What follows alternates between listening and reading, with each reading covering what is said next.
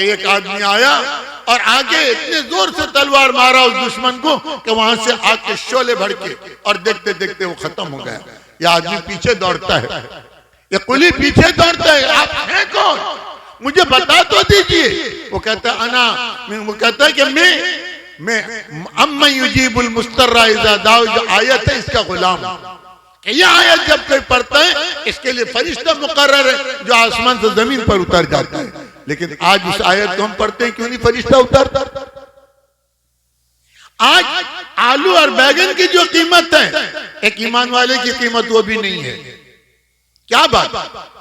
तो मेरे मोहतरम बुजुर्गों दोस्तों, जरा हम गौर तो करें कि वो इज्जत जिल्लत से क्यों बदल गई। आज जो लोग हमें इज्जत देते थे आज हमें जलील करने के लिए क्यों तैयार है।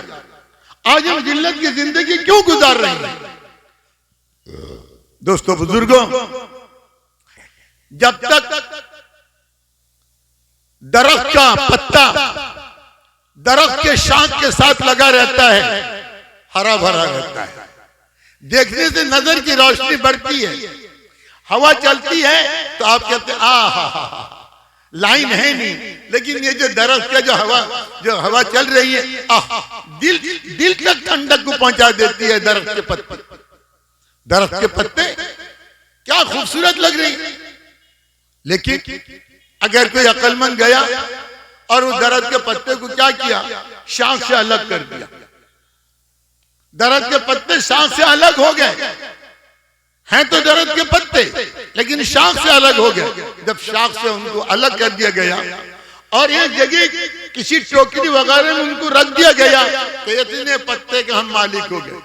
लेकिन दोस्तों बुजुर्गों, वो पत्ता 2-3 दिन के अंदर जर्द हो गया, उसकी रंगत बदल गई, वो हरा था पीला हो गया।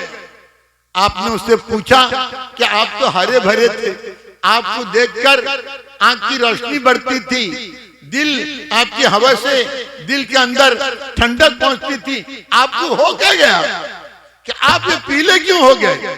तो पत्ता कहता है कि मैं सूरज की गर्मी को बर्दाश्त नहीं कर सकता, मैं अलग हो गया हूं, लेकिन सूरज की गर्मी ने मुझको जर्द कर दिया है, बीमार कर दिया है। कुछ दिनों के बाद जब धूप और तेज हुआ तो दरख्त के पत्ते पीले हो गए, सूख गए। अब हवा जब चली तो हवा ने लात मारा इधर से दाएं से बायां, बाएं से हवा चली तो दायां, दाएं से हवा चली तो बायां, आगे से हवा आई तो पीछे, पीछे से हवा चली तो सामने आ गया।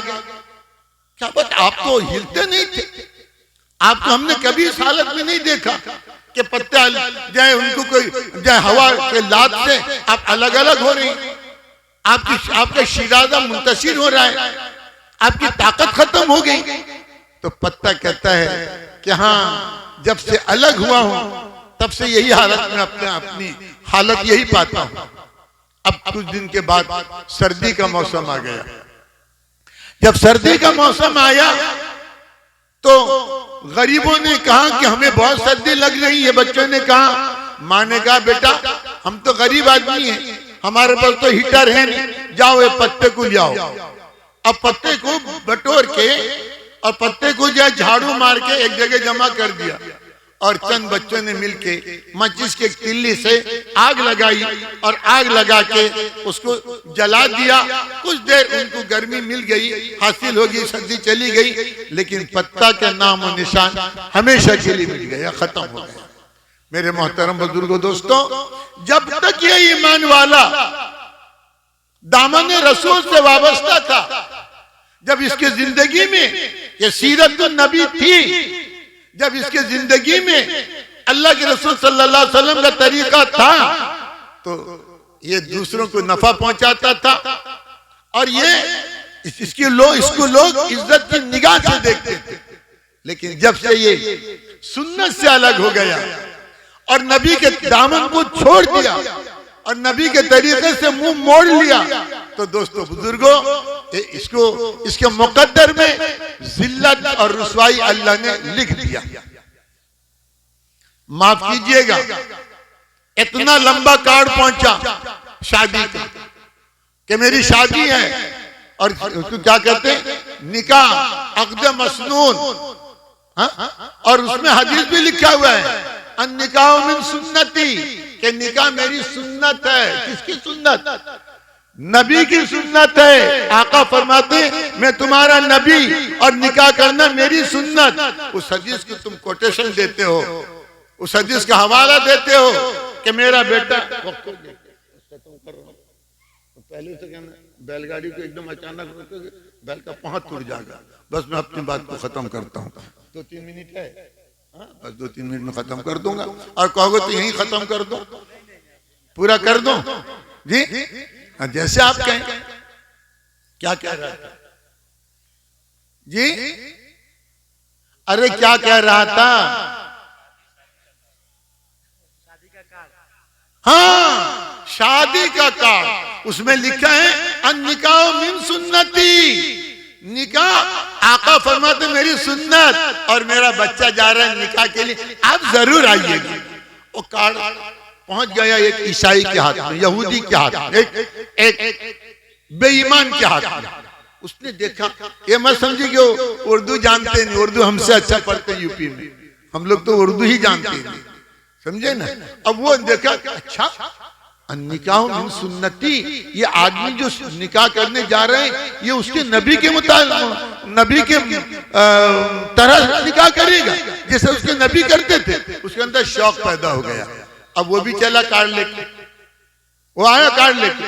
अब आके जो देखता है रात को यहां से लेके मशरिक से लेके मगरिब तक कुमकुमे रोशन है, हरे पीले नीले, झक झक झक झक, बंदर ऊपर से नीचे, नीचे से ऊपर, नारियल नीचे डालता है, और क्या कहते हैं फूल का फव्वारा छूटा, वो जो गेट बनाते हैं ना, अरे गेट बनाते हैं नहीं, क्या कहते हैं उसको, जो बनाने वाले, टेंट वाले।